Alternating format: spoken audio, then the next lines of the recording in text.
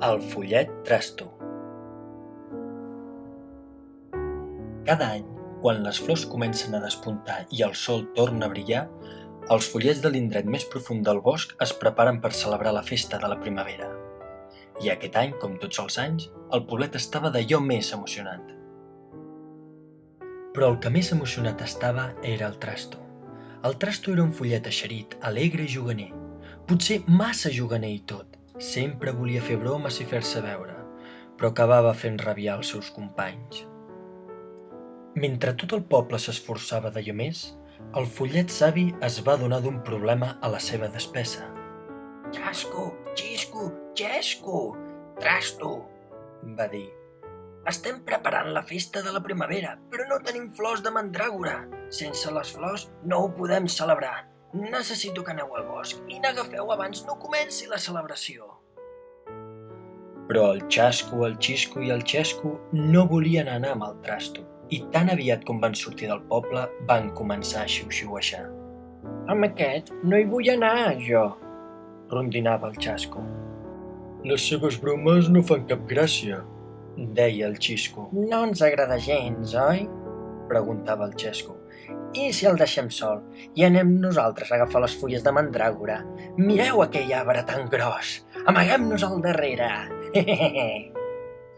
Quan el trasto es va adonar de que l'havien abandonat, es va sentir molt malament i caminava rondinant. «Si no volen que vingui, doncs que m'ho diguin. Millor torno al poble, on podré fer de les meves». Un cop al poble, el trasto caminava d'amagatotis pels carrers, rumiant quina seria la seva primera broma. Quan s'hi apropava a la casa del follet cuiner, però, el va ensimismar l'olor de l'exquisita xocolata desfeta, preparada especialment per la festa de primavera. «Si en tasto una miqueta no ho notaran, i encara quedarà prou per la nit». Però quan es va apropar el cullerot als llavis, la cadira on s'havia pujat es va trencar. Quan el follet cuiner i el follet savi van arribar a la cuina, el van trobar plorant i cridant al terra. La xocolata li havia caigut a la mà. «I hem de posar aigua freda amb un drap a la ferida, abans no es faci més mal», va dir el follet savi. Quan en Xisco, Xasco i Xesco van tornar, el follet savi es va afanyar a renyar-los per abandonar el seu amic.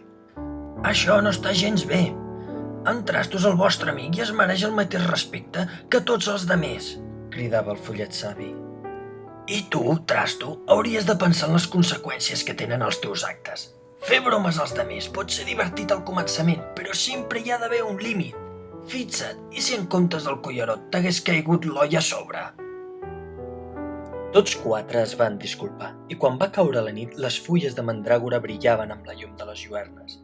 Tots els follets van disfrutar de la xocolata desfeta, mentre els grills anunciaven l'arribada de la primavera.